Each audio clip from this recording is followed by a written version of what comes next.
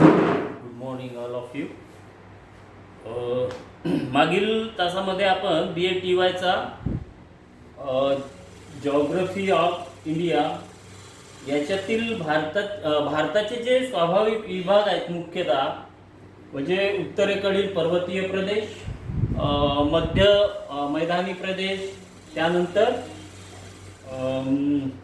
किनारवर्ती प्रदेश आणि डेक्कन हा आपला जो पठार आहे त्या पठाराविषयी आपण माहिती बघितली. तर आज आपण उत्तरेकडील जो पर्वतीय प्रदेश आहे त्या पर्वतीय प्रदेशाची माहिती आपण पाहणार आहोत.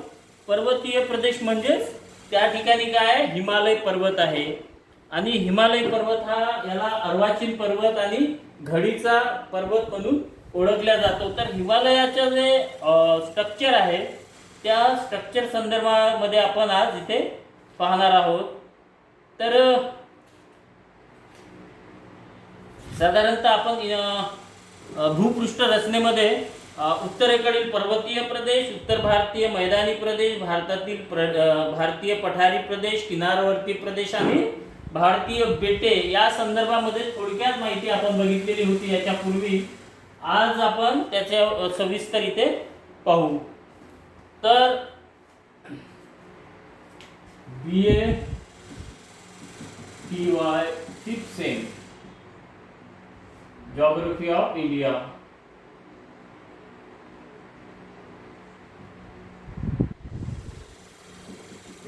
Geography of India. तर पहिला आहे उत्तरेकडील पर्वतीय प्रदेश. या उत्तरेकडील पर्वतीय प्रदेश मध्ये हिमालय पर्वत आहे. त्या हिमालय पर्वताच्या साधारणतः हिमालय पर्वतीय प्रदेश त्याच्यामधला पहिला आहे हिमालयीन पर्वतीय प्रदेश. हिमालयीन पर्वतीय प्रदेश. तर या हिमालय पर्वताला हिमालय हे नाव याच्यासाठी देण्यात आलं की हिमालयाचे 3 भाग आहेत. एक उत्तरेकडील भाग, मग शिवालिक, मग मध्य हिमालय आणि त्यानंतर आहे शिवालिक टेकड्या. तर हिमालयीन पर्वतीय जो प्रदेश आहे हा साधारणतः याची सरासरी उंची 5000 ते 8000च्या दरम्यान आहे. आणि येथील जे हा जो पर्वत आहे आणि याची जी शिखरं आहेत ही साधारणतः हिमाने आच्छादितले असतात. त्यामुळे यालाच काय हिमालय असे म्हणतात. तर हिमालयाचा जो छेद आहे त्याची आपण आकृती काढून समजून घेण्याचा प्रयत्न करू. तर भारतातील अत्यंत दक्षिणेकडील जो टोक आहे तिरुवनंतपुरम जो अरबी समुद्र त्या किनाऱ्याला लागलेला आहे तिथपासून तर कांचनगंगा म्हणजे भारतातील जो सर्वात उंच शिखर जो आहे त्या उंच शिखरा म्हणजे कशा प्रकारे ते स्ट्रक्चर त्याचा जिओलॉजिकल स्ट्रक्चर कशा प्रकारे आहे ते आपण या आकृतीच्या माध्यमातून समजून घेण्याचा प्रयत्न करू. आपण हा उभा छेद झाला, त्यानंतर हे 0 मीटर, त्यानंतर 1000 मीटर, त्यानंतर 2000 मीटर, मग इथे 4000, 6000 हे सर्व मीटर मध्ये आहेत, 8000, त्यानंतर 10,000 मीटर मध्ये आहे. आणि त्यानंतर हा भारताचा जो दक्षिणेकडील सर्वात शेवटचा जो टोक आहे तो आहे तिरुवनंतपुरम.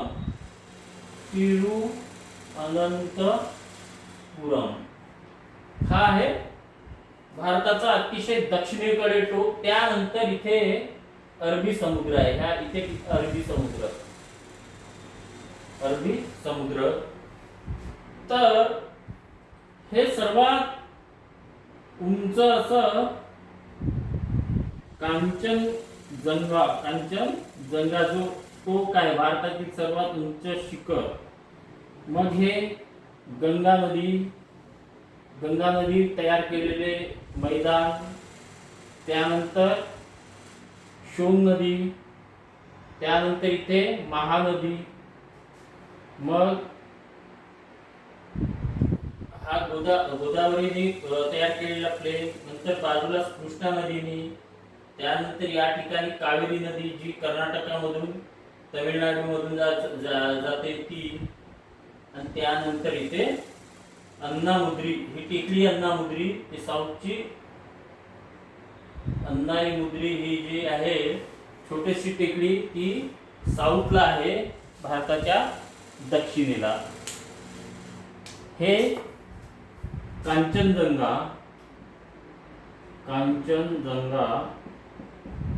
त्यानंतर गंगा, शोण, त्यानंतर ही महानदी, इथे महानदी,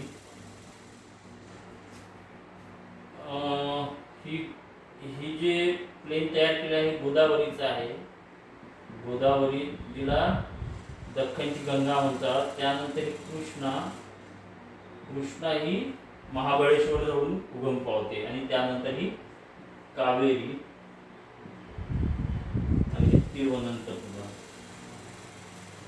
तर भारताचा आपण उत्तरेपासून तर दक्षिणेपर्यंत जर फिजिकल जे स्ट्रक्चर आहे, भौगोलिक त्याचा जे बनावट आहे, तर त्याच्याकडे ते जर बघितलं तर हा जो भाग आहे, हा गोदावरी आणि गोदावरीच्या उत्तरेपर्यंत जो म्हणजे गंगा, शोण आणि महानदी जिथून वाहतात, हे ऍक्च्युली उत्तरेकडील जो मैदान आहे, दख्खनचा जो पठार आहे, दख्खनचा पठार आणि हिमालयांच्या मधला जो भाग आहे, हा अत्यंत सुपीक असा, जगातील अत्यंत सुपीक असा मैदान आहे, ज्याची निर्मिती गंगा, शोण, घागरा, गंडक, यमुना, कोसी ह्या सर्व नद्यांनी त्या मैदानाची निर्मिती केलेली आहे. तर साधारणतः म्हणजे दक्षिणेकडून जर आपण उत्तरेकडे जर गेलो तर या ठिकाणी कावेरी, कृष्णा, गोदावरी, महानदी, शोण आणि गंगा ह्या नद्यांनी या पठार म्हणजे दख्खनचा जो पठार आहे, या पठाराला कावेरी, कृष्णा आणि गोदावरी या नद्यांनी पूर्ण म्हणजे या नद्यांमुळे तो भाग पूर्णतः म्हणजे त्या भागाची इरोजन होऊन साधारणतः या ठिकाणी प्लेन असं मैदान तयार झालेलं आपल्याला दिसतं. त्यानंतर उत्तरेकडे जर गेलं तर महानदी, शोण आणि गंगा या नद्यांनी ह्या नद्या उत्तरेकडील जो मैदान आहे, या मैदानामधून ते वाहतात आणि त्या ठिकाणी यांनी मैदानाची निर्मिती केलेली आहे. तर यांची उंची साधारणतः म्हणजे या पठाराची उंची साधारणतः 1000 ते 2000च्या दरम्यान आहे. आणि त्यानंतर मग हा जो कांचनजंगा जो पर्वत आहे, हा भारतातील सर्वात मोठा उंच पर्वत आहे. याची उंची साधारणतः 8000पेक्षा थोडं जास्त, 8000च्या जवळपास आहे. तर हा भारताचा जो उत्तर दक्षिण जो स्ट्रक्चर आहे, भौगोलिक जे स्ट्रक्चर आहे, तो स्ट्रक्चर या प्रकारे आपल्याला पाहायला मिळतो. मग आपण पाहू हिमालय पर्वताच्या ज्या रांगा आहेत त्या कोणकोणत्या आहेत त्याविषयी आपण पाहणार आहोत. तर साधारणतः हिमालयाच्या ज्या रांगा आहेत, हिमालय पर्वताच्या ज्या रांगा आहेत त्या रांगा पाहू. हिमालय पर्वत रांगा, त्यातलं पहिलं आहे शिवालिक टेकड्या किंवा बाह्य हिमालय. पहिला आहे शिवालिक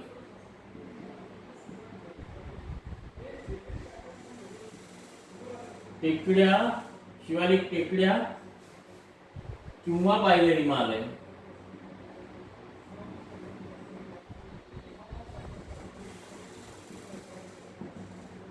त्यानंतर हिमाचल किंवा मध्य हिमालय, हिमाचल किंवा मध्य हिमालय, आणि त्यानंतर आहे हिमाद्री किंवा बृहद हिमालय, हिमाद्री बृहद हिमालय. तर हिमालयाला या 3 विभागामध्ये विभाजित केलेले आहे त्याच्या उंचीनुसार. जे म्हणजे हिमालयाला 3 भागामध्ये विभाजित केलेला आहे. जो साधारणतः हा जो भाग आहे हा शिवालिक टेकड्यांचा आहे. त्यानंतर इथून गेलं वरती तर हा मध्य हिमालय आहे, आणि अतिशय उत्तरेला जो आहे तो साधारणतः हिमाद्री किंवा बृहद हिमालय म्हणजे मोठा हिमालय असं त्याचा अर्थ होतो.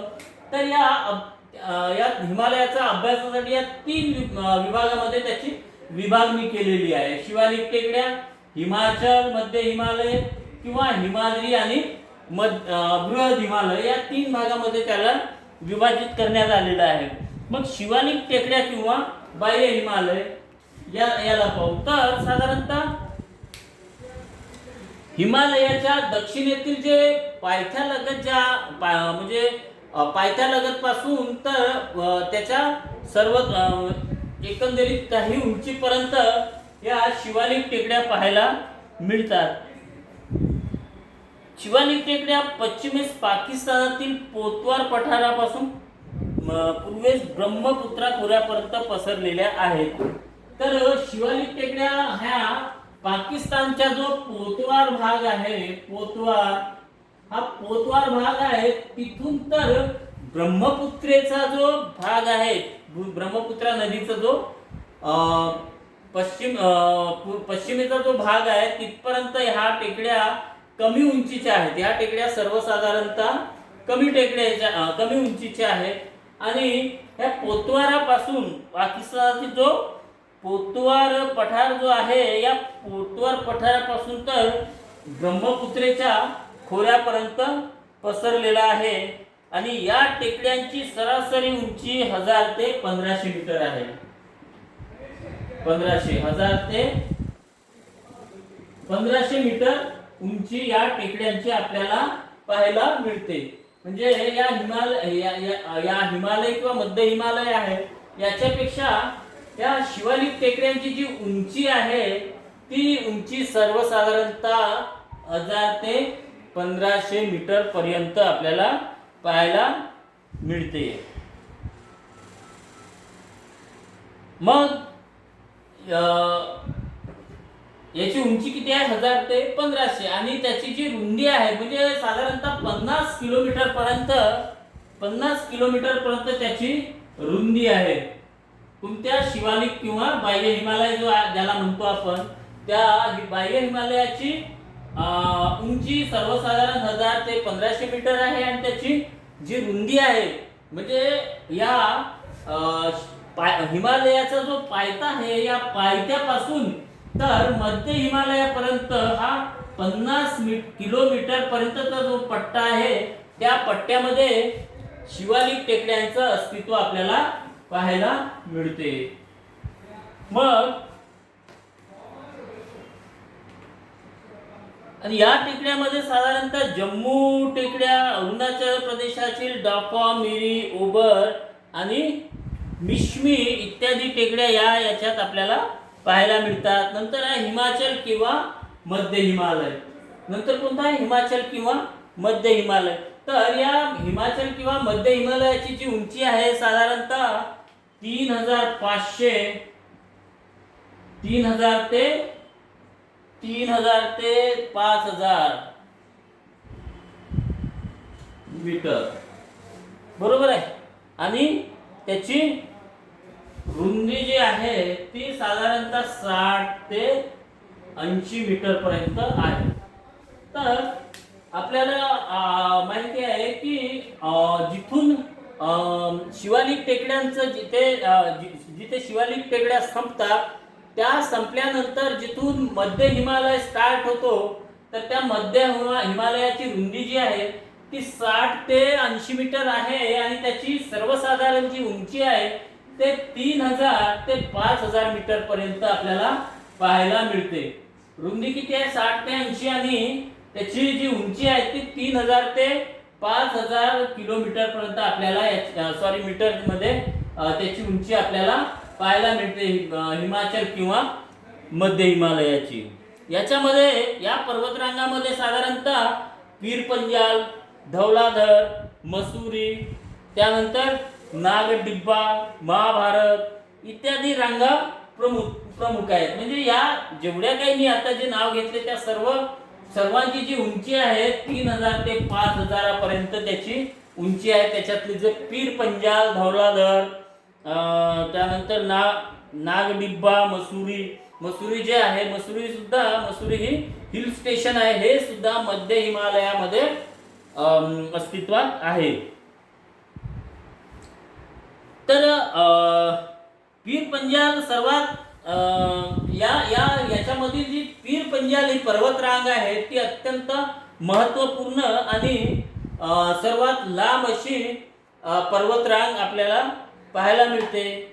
आणि त्यानंतर वायव्येस झेलम नदीपासून तर आग्नेयेस बियास नदीपर्यंत म्हणजे ही जी पीर पंजाल ही जी पर्वतरांग आहे हे पर्वतरांग पाकिस्तानातील वायव्येस म्हणजे झेलम नदीपासून तर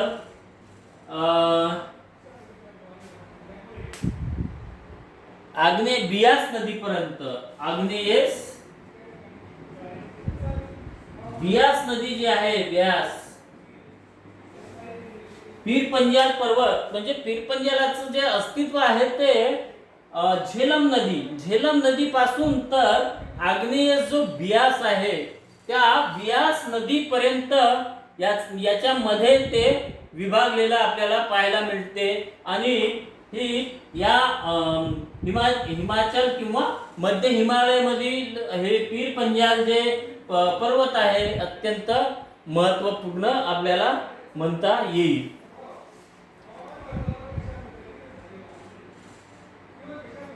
मग त्यानंतर आहे बृहद हिमालय साधारणतः याची सरासरी उंची जी आहे बृहद हिमालयाची ही 6000 पेक्षा जास्त पाहायला मिळते. याचे जे टोक आहे त्याचे जे पर्वत म्हणजे शीर्ष आहेत ते साधारणतः वर्षभर हिमाच्छादित असतात म्हणून याला हिमाद्री म्हणतात. आणि याची सरासरी उंची जी आहे ती 6000 पेक्षा जास्त आहे. याची रुंदी 120 ते 200 किलोमीटर आहे.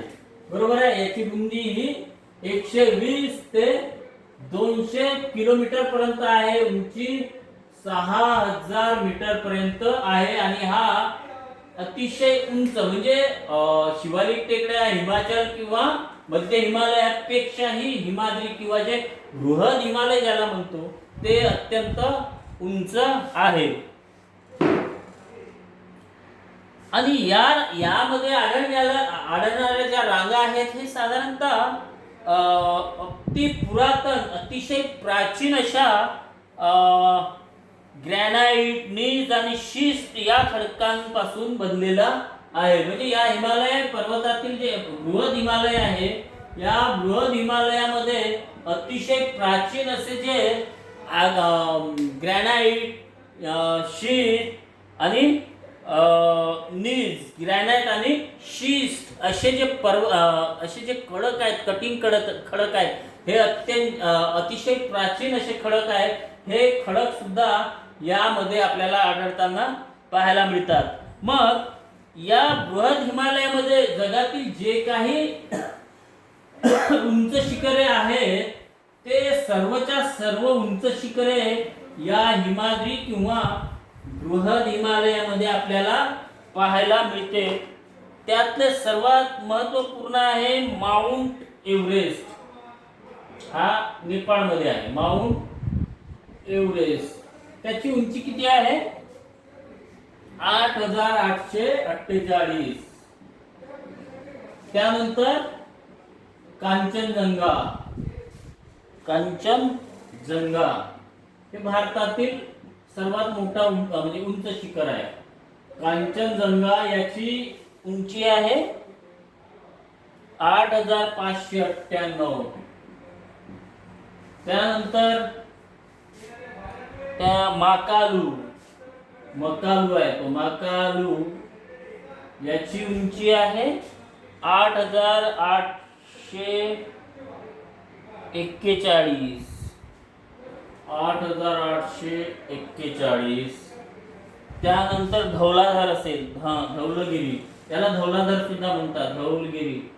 धौलाधार याची उंची 8,172. मानसालू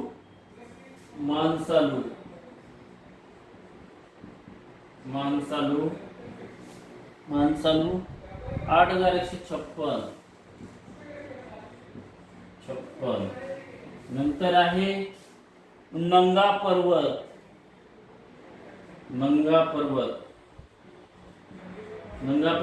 याची उंची आहे 8,126. आणि शेवटचा आहे अन्नपूर्णा.